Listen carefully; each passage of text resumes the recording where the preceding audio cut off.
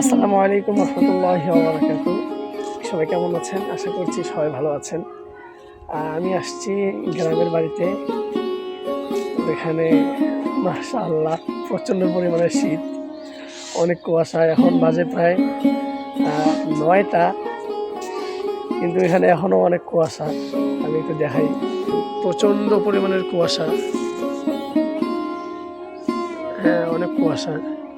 But শহরে শীত নাই। আমি আজকে আসলাম, প্রচণ্ড পরিমাণের কুয়াশা এবং শীত। আমি এই শীতে শুধু ৩ দিন মানে শহরে যখন ছিলাম, তো প্রচণ্ড বাতাস ছিল এবং ঠান্ডা একটা আবহাওয়া ছিল। তো শুধু ৩ দিন আমি একটা শাল কিনেছি, এই শালটা পরেছিলাম। তারপর থেকে শীত নাই, আর শালও পরা হয় না। তো আজকে গ্রামে আসলাম, তো এসে দেখি ওর ভাই প্রচণ্ড পরিমাণে শীত, কুয়াশার জন্য কিছু দেখা যাচ্ছে না।